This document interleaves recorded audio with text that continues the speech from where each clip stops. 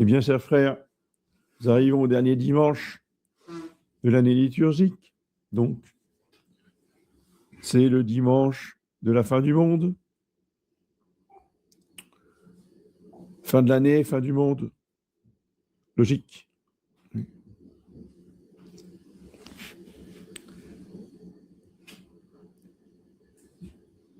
C'est le dimanche où nous méditons donc les fins dernières de ce monde qu'il nous faut anticiper, qu'il nous faut méditer pour ne pas tomber dans la séduction, disent les apôtres, en particulier Saint Jean, qui nous dit qu'il y a déjà beaucoup d'antichrists qui sont des séducteurs. Le principe de l'antichrist, ce n'est pas quelqu'un de méchant, ce n'est pas quelqu'un qui fait peur. Enlevez ça de la tête. L'antéchrist, c'est quelqu'un qui est un séducteur, qui se présente comme le héros du bien. Parce que lui est le serviteur du porteur de la lumière. Et tous ceux qui s'opposent à lui sont dans les ténèbres et le mensonge. Qui veut être dans les ténèbres et les mensonges? Personne.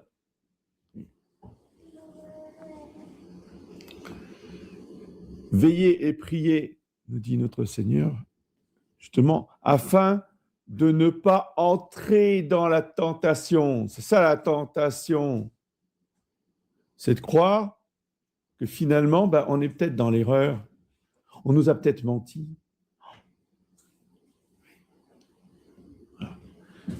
Et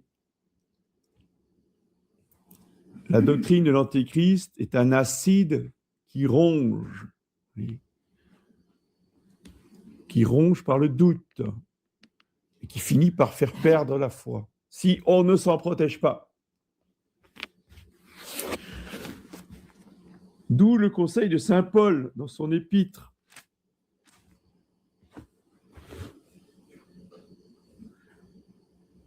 Nous cessons de demander à Dieu de vous remplir de la connaissance de sa volonté, connaître la volonté de Dieu telle qu'elle est exposée dans la parole de Dieu, donc dans l'Écriture sainte, et expliquée par les pères de l'Église. En toute sagesse et intelligence spirituelle. L'intelligence spirituelle et non pas artificielle. L'intelligence spirituelle, c'est l'intelligence qui est éclairée par les principes de la foi, par la parole de Dieu, et aussi par la réalité, par le réel, par le concret, par les lois qui régissent la nature, qui sont aussi l'expression de la volonté de Dieu. C'est Dieu qui a créé les lois de la nature. Donc l'intelligence spirituelle est soumise à la fois à la parole de Dieu et à la fois aux lois naturelles, à la fois aux réalités naturelles. L'Église, depuis 2000 ans, je vous rappelle que l'Église, c'est Jésus-Christ répandu, communiqué. De l'Église et de Jésus-Christ, c'est tout un. Toujours le rappeler. L'Église s'est toujours adaptée aux conditions concrètes, réelles et matérielles. Voyez. Sinon, nous serions toujours là avec nos plumes d'oie, voyez, pour écrire sur des parchemins. Parce qu'il n'y avait que ça qui conservait, qui protégeait la parole de Dieu.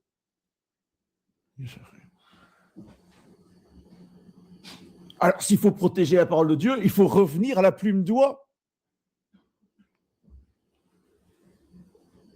Parce que l'imprimerie qui permet de diffuser par centaines de milliers, voire des millions d'exemplaires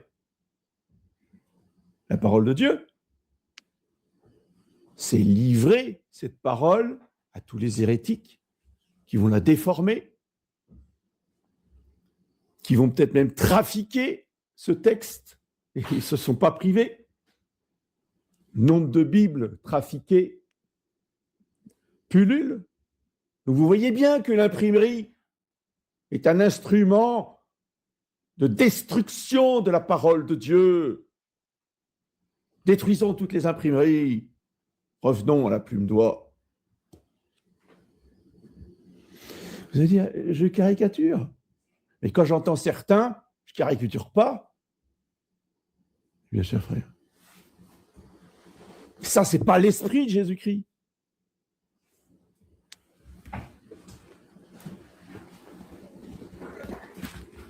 L'intelligence spirituelle, elle est concrète. Elle a les pieds sur terre. Elle s'adapte au concret. Et en même temps, elle garde l'éclairage de la parole de Dieu.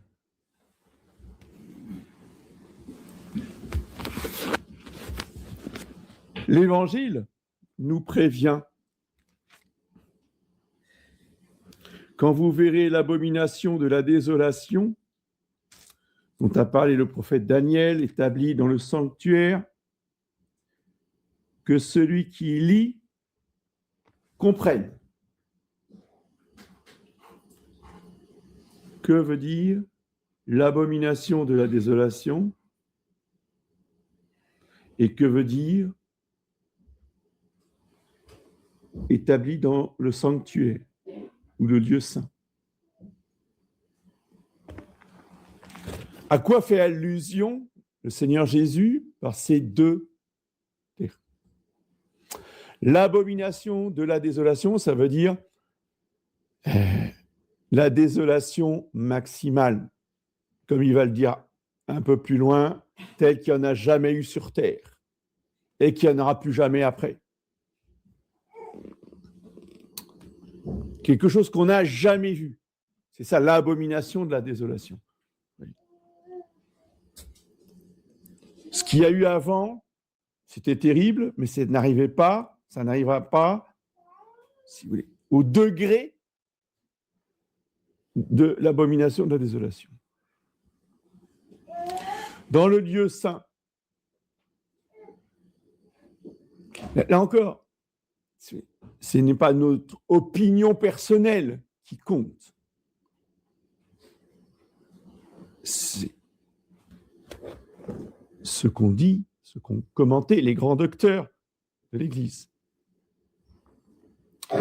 Et l'un des premiers qui commente ce passage est que l'Église, c'est-à-dire avant 62, jusqu'à Pie XII, dans le Bréviaire, l'Église nous met sous les yeux le commentaire de Saint Jérôme dans les matines de ce dimanche. Et Saint Jérôme, dans les matines de ce dimanche, nous explique de quoi il s'agit quand Jésus parle du lieu saint. Et de manière explicite, Saint Jérôme dit que le lieu saint, c'est l'Église catholique. Et que l'abomination de la désolation, ce sera le renversement de tous les dogmes. Intéressant. Ça fait des échos. Il faut faire des relations. Il n'y a que nous qui pouvons faire ça. L'intelligence artificielle, elle ne peut pas faire ça. Prenons bien conscience du fonctionnement de notre intelligence humaine bien supérieure à des connexions informatiques. Quand on lit ça, tout de suite, ça doit nous faire penser à la première encyclique de Saint Pie, où il dit que, vu l'ampleur des hérésies et des victoires des ennemis de l'Église, il pense, c'est une opinion, que le fils de perdition est déjà né. Donc pour lui, à son époque, donc début 20e, l'Antéchrist était né pour voir tout ce qu'il voyait.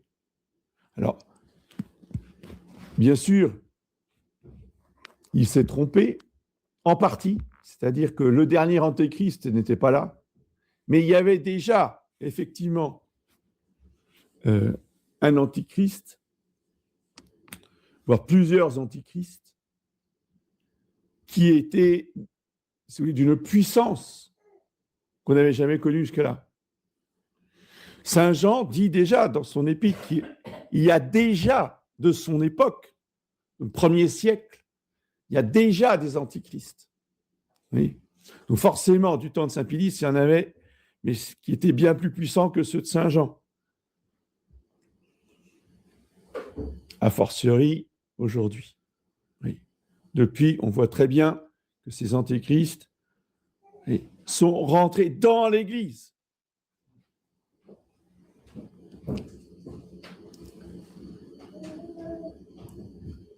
Et dans le sanctuaire, c'est-à-dire là où il y a les prêtres. Donc, ils sont rentrés dans le sacerdoce. Ce qui rejoint le commentaire de saint Thomas d'Aquin sur la première épître aux Thessaloniciens, où lui aussi, il dit que l'Antéchrist sera reçu dans l'Église.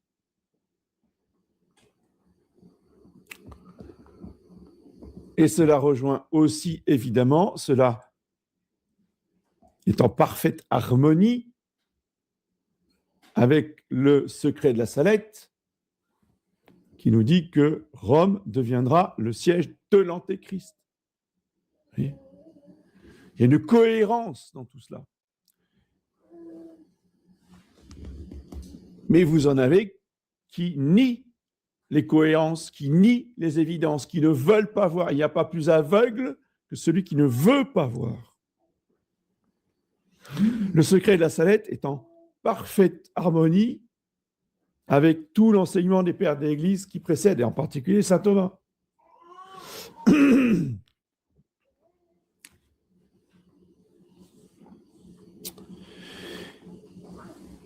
Et en quoi consiste la doctrine de l'Antéchrist? C'est une doctrine, nous dit saint Jean dans son épître, première épître de saint Jean. Il nous dit que l'Antichrist est Antichrist, tous ceux qui nient le Christ, qui nient l'incarnation du Verbe, l'incarnation de Dieu dans le Christ. Oui.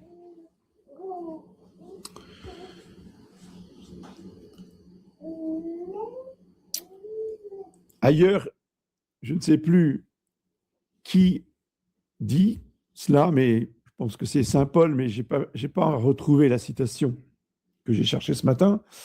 Il dit que l'Antéchrist, c'est celui qui dissout le Christ. C'est la même idée. C'est-à-dire, on sépare ce qui est uni en Jésus-Christ.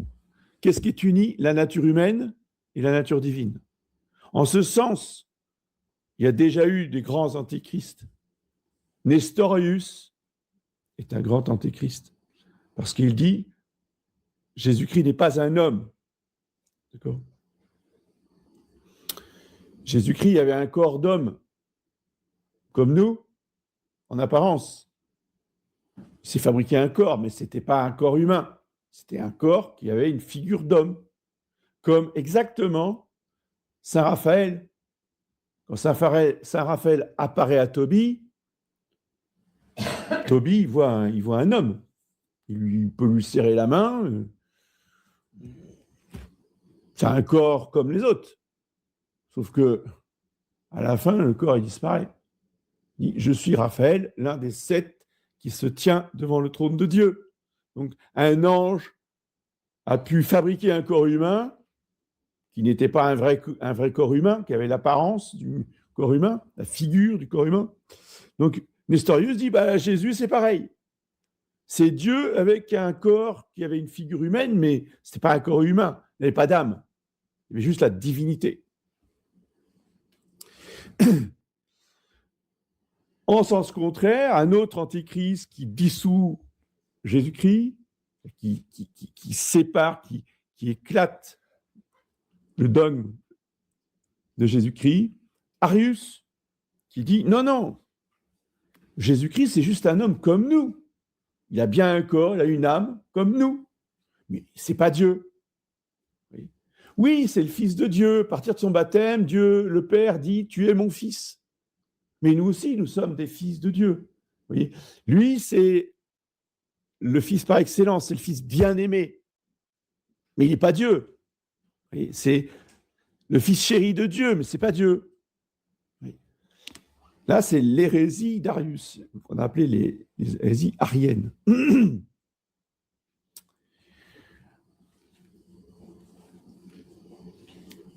Plus le temps avance, plus les antéchrists deviennent puissants dans leurs erreurs, dans leurs séductions, jusqu'à pouvoir séduire les élus eux-mêmes, si c'était possible, nous dit Jésus dans l'Évangile. Pour dire à quel point cette doctrine va devenir de plus en plus subtile, voyez, séductrice.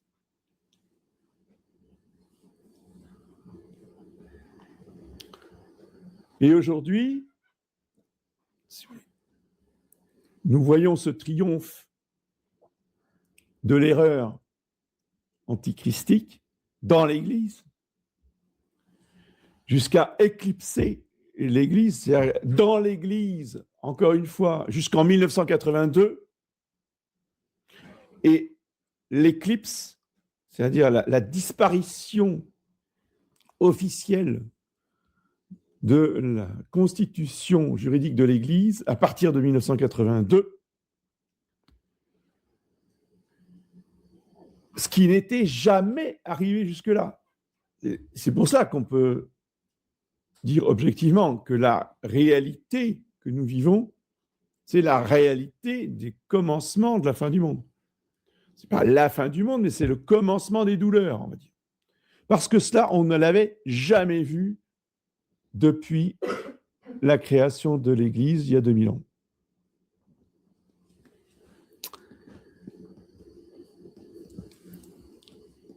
Et quelle est cette doctrine? Il faut la nommer. C'est important de donner un nom précis sur la réalité que nous vivons, sur les idées qui se véhiculent. Or, on ne nous a jamais expliqué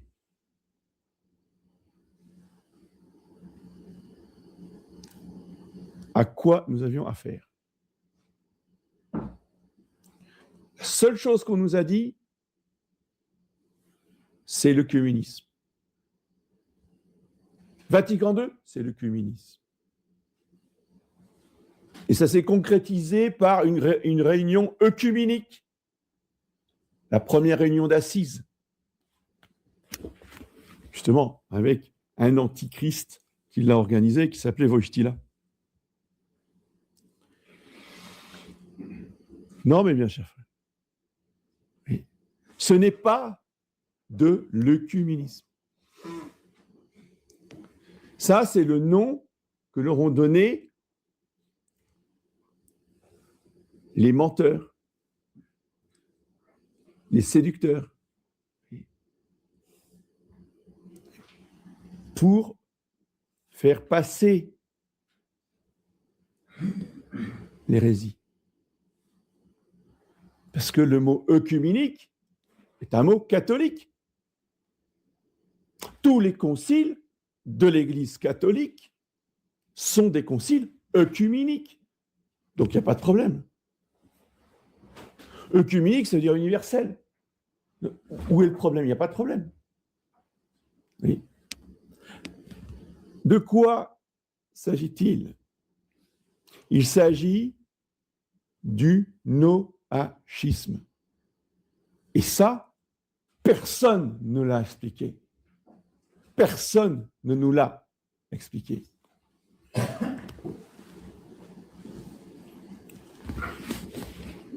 Et quand j'ai comparu devant le tribunal inquisitoire surprise de Monseigneur Felet, après 3 heures de joute, je dis, mais quel est l'aspect principal pour vous, qui est le plus important dans votre position? Et je lui ai expliqué ça, que justement, le problème de Vatican II, c'était le noachisme. Et que jamais Monseigneur Lefebvre nous avait expliqué, nous avait dit une seule fois que c'était du noachisme. Et là, il a soulevé les épaules en disant n'importe quoi. Voilà, c'est tout, c'est fini. Fin de la discussion, je n'ai plus rien à dire. Oui. Totale incompréhension du problème. Qu'est-ce que c'est que le noachisme, bien cher frère? Le noachisme, c'est une théorie talmudique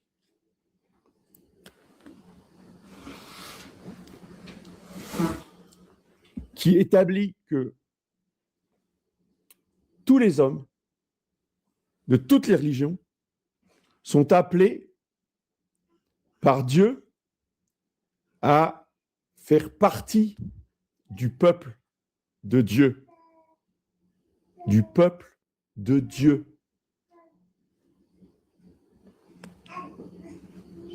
Jamais dans Vatican II, vous prenez tous les textes de Vatican II, édition du Centurion en français, vous allez voir la table analytique.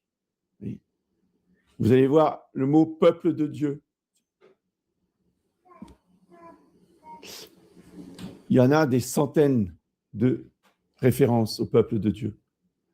Parce que le Vatican II ne parle pas de l'Église catholique, jamais, très peu.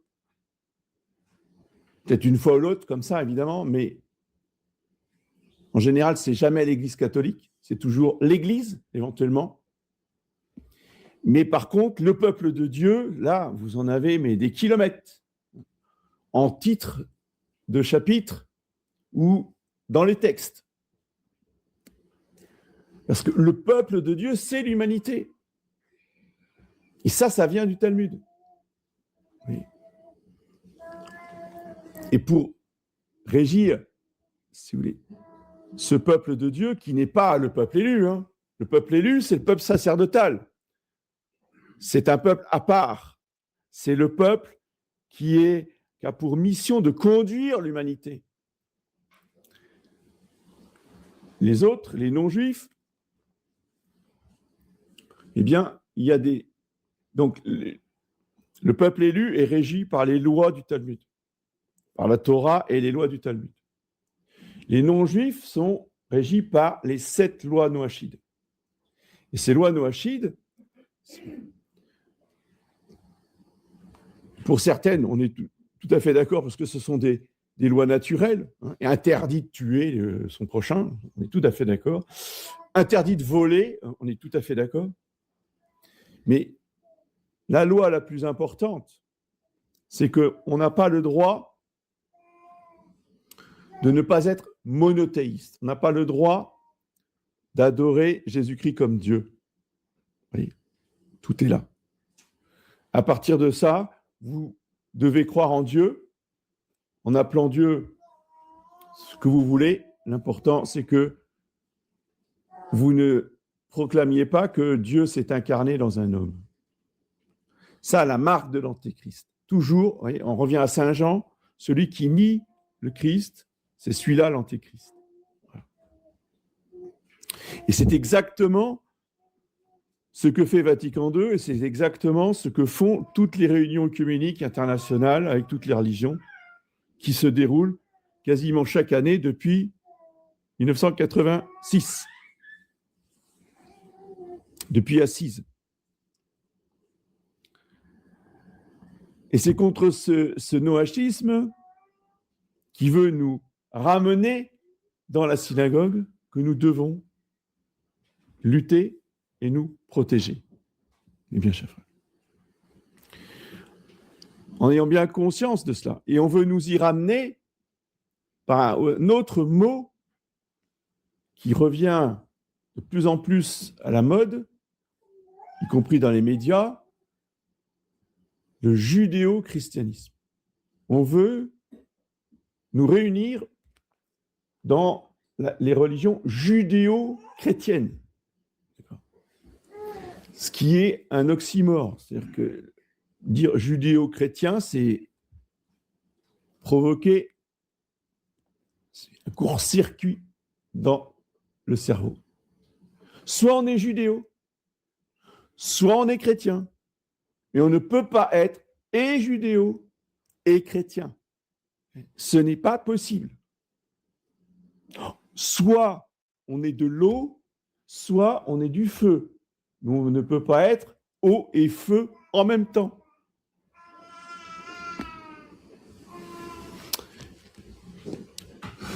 Et ce judéo-christianisme est précisément la doctrine antichristique de ceux qui ont préparé Vatican II et qui ont établi le noachisme dans l'Église catholique.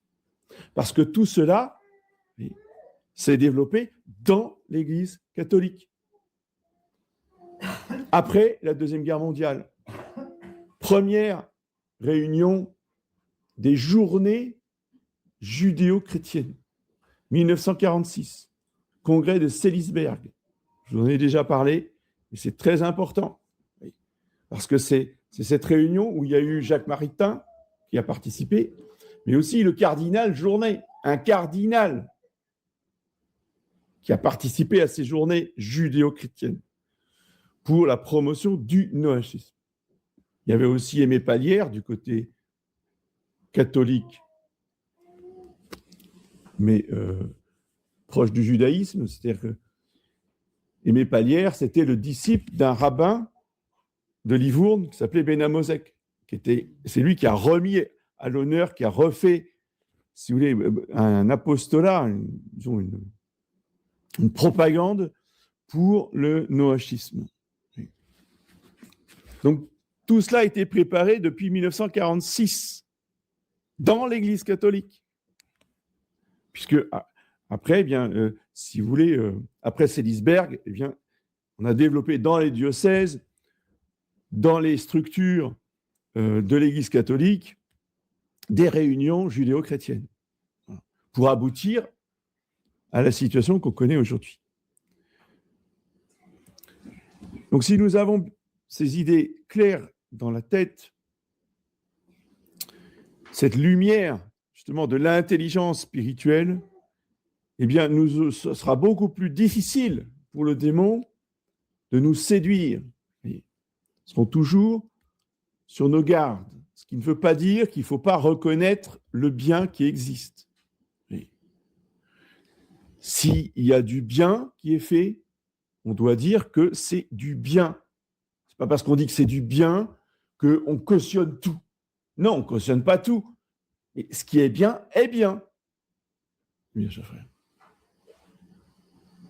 Il y a une tendance chez les catholiques qui réagissent aux hérésies à tout jeter. Oui, mais celui-là, il n'est pas 100% catholique. Donc tout ce qu'il fait, c'est mal. Parce que ce qui fait qui est bien, oui, non, mais en fait, dans son intention, c'est mal. Donc tout est mal. Vous voyez ?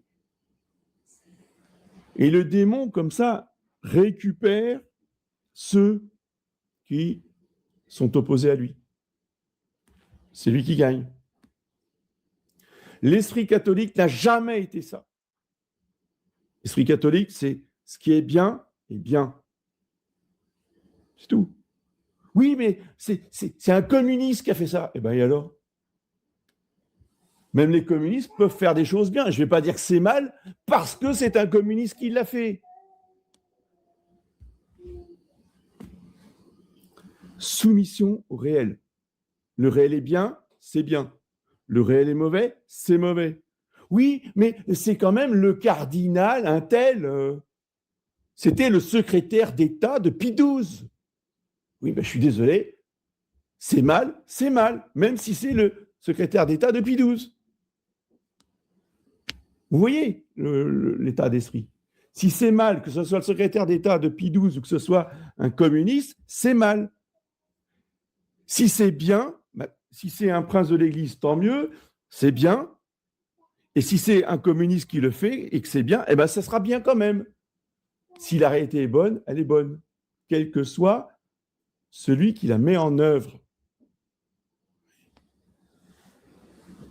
C'est très, très difficile de raisonner comme ça.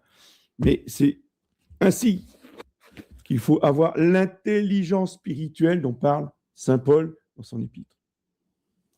Donc, demandons au Saint-Esprit de nous éclairer pour garder l'esprit catholique et ne pas nous laisser entraîner dans les pièges et les séductions du démon, d'une part, et d'autre part, de ne pas nous laisser entraîner dans cet esprit de négation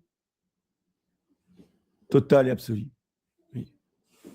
Méphistophélès, qui est le grand personnage de Faust, qui est le démon, il appelle ça le Méphistophélès, a une définition de lui-même qui est absolument géniale.